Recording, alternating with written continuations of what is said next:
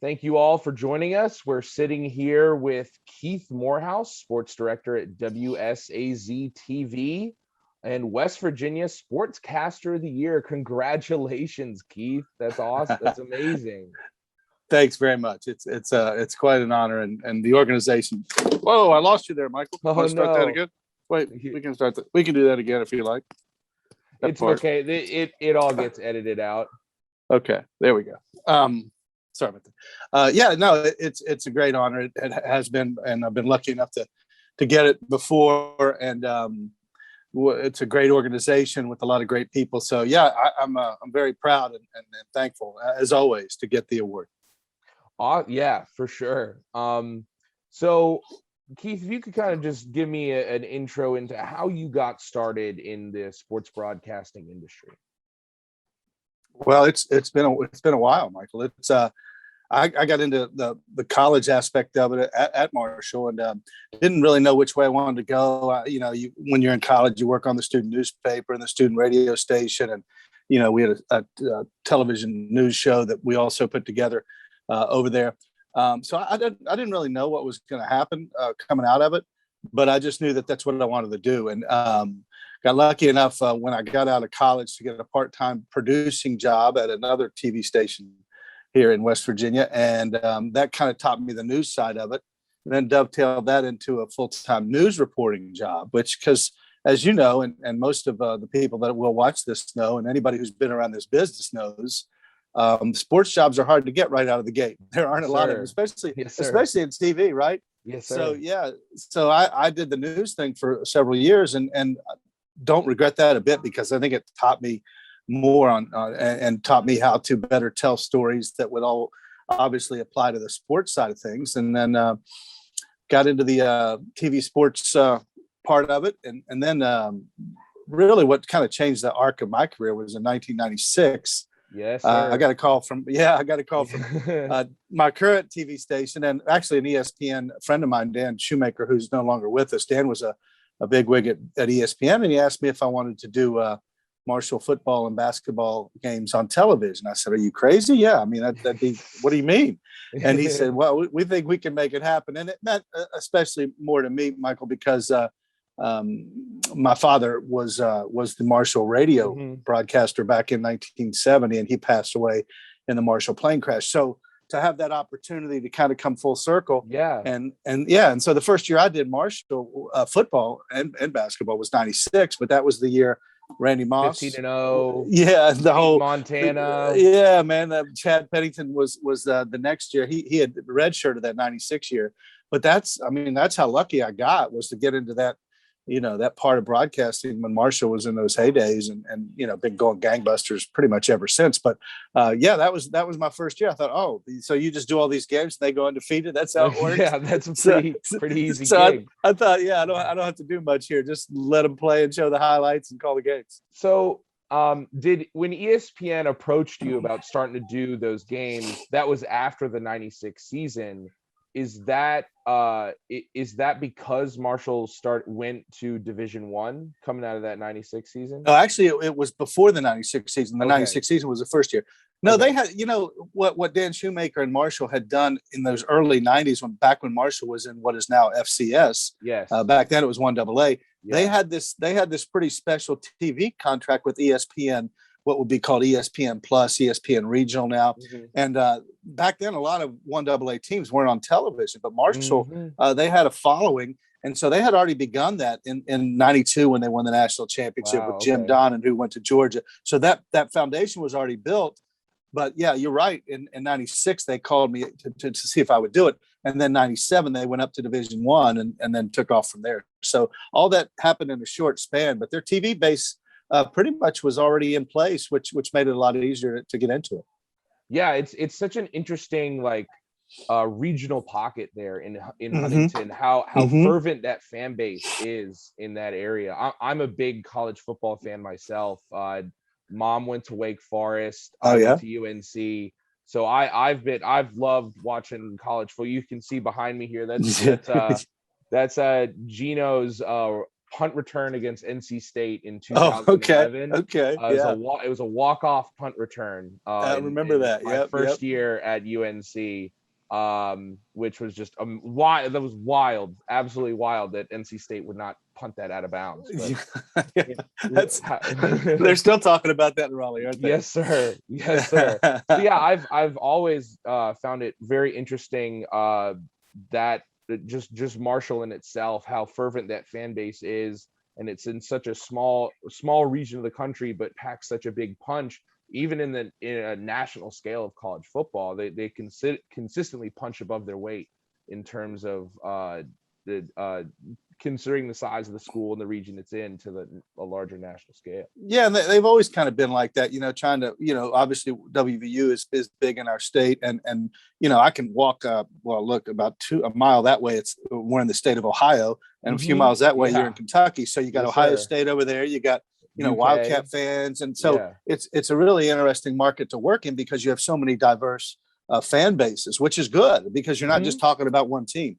But yeah, as for Marshall, they've kind of built this legacy of, with their story, of course, is a great story. And then to come back from that tragedy and then to be able to rise up as a program, as a university, this, you already probably know in May, Marshall won the Division I soccer championship, which was absolutely huge. And it was right in Cary, close to Raleigh and Chapel Hill in that area. So, so they've got this little niche carved out, and they've had some great players come through with Chad and Randy and Troy Brown and Byron Leftwich, who's now with Tampa Bay. So they built this foundation, and they've got like you said, a rabid fan base, and all the fans that are Marshall fans pretty much either went to the school or live here. And they're very it's a fervent fan base, and they show it every Saturday. And basketball a few years ago, they went to the NCAA tournament, won their first game ever out in San Diego, beating Wichita State. So it's built quite a little reputation around the country as the school that thinks it can, not a Power 5 school, not the biggest school, doesn't have the most money, really kind of a small enrollment, but they soldier on and have developed this rabid base that just follows them anywhere. Yeah, a great culture, a great culture, I would say, that the school has, and being a fan of Wake Forest, who fortunately is a Power 5, but is the smallest enrolled Power 5 in Division I. We're, as a Wake fan, 6-6 in a bowl game, I'm all in. Like, take me there every single year. We've obviously lucked out really well with Dave Clausen, and you guys. I mean, Doc was doing very well for you guys, but obviously moved on. I think it was a great trajectory move to kind of see that next step, gaining a little more of a national recruiting kind of foothold, as well as trying to lock down the state. I read a little bit about what your new coach is trying to do there. Yeah, Charles Huff comes from most recently Alabama. And so he wears the straw hat. He's got a little Nick Saban to him, and he's been at Mississippi State. He's been in the NFL. He's been around, and one thing you notice when you first meet him is I'm in charge, and he gives you this vibe that he expects the best, and if you don't like it, then there are other places to go. And so he came in and established himself in a program that he didn't have to rebuild it. I mean, they're going to be pretty good this year, I would think, because the foundation Doc did do a good job and won bowl game after bowl game. But he wants, like every good coach, he wants to put his own stamp on it. And he's come in, guns a-blazing, been around the community, meeting everybody. And it seems like there are 48 hours in his day because he's always doing something. And he's hit the recruiting trail pretty hard, and I think it's paying dividends. So it's going to be really interesting, see how they do this fall. But I think they're in good hands with this, with Coach Huff. He seems to really have a handle on it. I do as well. I do as well. So let's steer it back. I'm sure we could talk shop Marshall football for probably the rest of the day. Yeah. But I would like to steer it back towards you. What's been the favorite or a highlight moment in your position as a sportscaster? Maybe it is part of that 96 season, but just kind of where you can do multiple highlights. It doesn't matter. Just kind of your a big moment in your career. Yeah, I always think back of that 96 season when we were calling the Army game, when you've seen that now famous highlight of Randy Moss hurdling that defender. And my partner, Sonny Randall, and I were calling that game. And yeah, just being involved with that team and those teams that were so successful. And I could tell you a million different, instance and games that, just have an impact on your life. But to me, it's more the stories you tell of the people that you cover, because I think that's, at least for me, that's why I got into the business. It's all about letting people know about a particular athlete or what sets them apart. And so, there was that, we were so fortunate to cover, professional golf, major championships, and NASCAR was big especially when I came over here in '96 in the early 2000s. NASCAR was huge. So, we go down to Daytona and did a half-hour show the summer after Dale Earnhardt died. And then his son, Dale Jr., won that July race, and we were there for that. So we put together a half-hour show there. Most recently, Michael, I did with the help of a lot of people here, 50th anniversary retrospective on the Marshall plane crash, because it was November 14th last year. It had been 50 years. Yes, sir. So part of what I wanted to do was tell some stories that hadn't been told. And we went down to Greenville, North Carolina, of course, where East Carolina is. That's where they played that day, that last game. And I said, wonder what the players who played against them are thinking all these years later. They lined up against that team. They smashed against each other for 60 minutes. And then they find out this team never makes it home and they all die in a plane crash. What do those guys feel? So I found 3 players down there that were just so willing to give of their emotions and tell their stories. 50 years later, that still affects them. And just stuff like that. So I did an hour documentary, and so grateful to have a station that allows us to, we went all over the Eastern Seaboard. We went to Annapolis, Maryland, to Greenville, to Lexington, to tell Chad Pennington's story. So, in the middle of COVID, for our station to say, you go do what you need to do to put this together, to me, it was fulfilling on a professional level and a personal level because of the story that we have. So some of that was, I remember so vividly, and just great bowl games. Byron Leftwich, when he broke his leg in the Akron game, I was there when he's being escorted off the field, and he comes back in and goes back into the game. That stuff. Yeah, if you ever see that clip, watch it. Just Google Byron Leftwich, Akron, broken leg. It's phenomenal. They take him in an ambulance. This is 2001, and this day and time it wouldn't happen. He hobbles out the end zone, goes into an ambulance just waiting for him, goes to the hospital, comes back, and Marshall leg, comes back. Yeah. Comes back, and they couldn't. Marshall was losing to Akron that day. In fact, lost that game, which people maybe don't remember. But he came back on that field, and he's throwing passes all over the lot. And his offensive lineman, when the pass was way down the field, they carried him down the field so he wouldn't have to run. I promise you, when you Google it, you will be astounded. It's still regarded as like the top 10 courageous moments in athletic history. Stuff like that. Chad Pennington, as part of the Jets, he sprains his ankle and hobbles off the field. Like, these Marshall guys just feel no pain. They're tough. He got booed doing it. I didn't understand that. Well, it is New York, right? Yeah. But just hey, you know what? Set it up and I'll get off the field and we can keep it moving. Wow, I did not know that about Byron. Wow. I'm telling you, it's amazing, and it just shows you the heart of these guys that get out there and battle every day. And so those are some of the stories. And there was a funny story on Byron when he was going into a senior year. He was a Heisman Trophy candidate. And in fact, had he not broken his leg, he would have made the final. He'd have been in New York City. I feel sure of that. But anyway, so I talked to him. I said, Byron, I want to come up this summer and do a feature on you at your house, in your home. And he's from Capitol Heights, Maryland. He goes, man, it's not the best part of town. I said, I don't care. He said, man, ain't nothing but liquor stores and clubs up here. I said, Byron, I'll come in the daytime. It won't be a problem. So I walk up there, we drive up there, and he meets us at the Washington Monument. We did a 5-minute story on him, just on his whole story of how he came from nowhere and wasn't even a quarterback in high school. So, but that speaks to the point, Michael, I was telling you. What position did he play in high school? He was a wide receiver when he started. And his head coach, he had caught a pass in the end zone, and he threw it back to the to the line of scrimmage. Laser. Yeah, exactly. The coach even said, he goes, "Who's that boy just threw that?" And one of his assistants said, "That's Byron." He said, "Give him that football and throw it again." And he threw it again, and he never played wide receiver again. So but that's what I was telling you about, just telling stories that to me make that people don't know, and the narrative.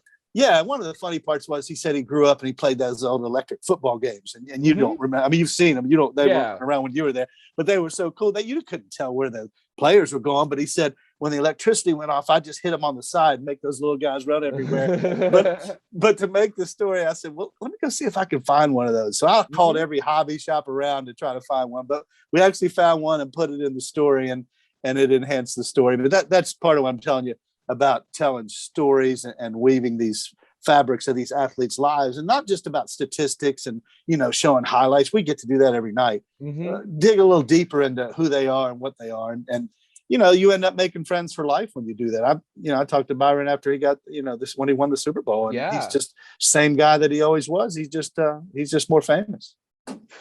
Wow. Great story. To close it off, what tips could you provide to someone as a young and upcomer in the broadcasting or journalism world? Tips or advice on people trying to get into the industry? Well, I guess I would say, don't limit yourself. Whatever someone asks you to do, if you have to do a news job, if you have to be an intern and you're not going to get into sports right away, whatever you can do to get your foot in the door, because if you can establish relationships, and you're my news director, you said, I remember when that guy was an intern, I liked him. And even though it was a completely different job, you remember him and you say, I'm going to call him up and see if he wants to do sports. Or so I would highly encourage him to develop relationships. My old advisor in college, the first thing he taught us in journalism school was the story is never about you.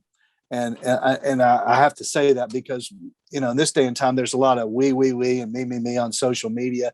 And some of that's good, but I'm kind of old school that our job is to tell someone else's story and try to keep yourself out of it. And so I would say that. And then the other thing I would say is don't get into it because you think you're going to be famous or you think it's cool because you're going to be on TV. Get into it because you enjoy actually telling people stories. And if you like that, you'll love your job. I mean, I've been doing this, for 30 some years now in this business, and I still like coming to work. So if you do that and you enjoy it and you tell them for the right reasons, you don't get into it for other, artificial reasons, I think you'll really enjoy the business and you can work in it as long as you want. It's really fulfilling. And again, it's like life. It's the relationships that you make and that you keep that make it worthwhile. Very much a people-driven business for sure. As I'm finding that out, and obviously I just kind of started here with Dave Gorin at National Sports Media. And Dave knows it too. Yeah. And I guess I would also say be fair and be objective, and don't write something on Twitter you wouldn't say to a coach's face, or don't necessarily denigrate people just to get some clicks. I mean, because you're going to have to see these people face to face, and you're going to cover them, and they need to know they can trust you, that you're going to tell the truth, you're going to be objective, and that you're not going to submarine them, and that you're going to do your job with objectivity and professionalism. And if you do that every day, then you don't ever have to apologize for something you've done. Yes, sir. I thank you so much. Very, very much agree. All right. Thank you so much, Keith. I've really enjoyed sitting down and getting an interview with you today. Well, thank you for having me, and thanks for all the neat questions. That's the other thing too. You ask good questions. That makes these things easy. I'm a big college football guy. You put college football broadcaster in front of me, I'm gonna have a good time. All right, that sounds good, man. Thanks so much, Keith. Enjoy the rest of your day, and congratulations again, West Virginia Sportscaster of the Year, Keith Morehouse. I appreciate it. Take care. Have a good one.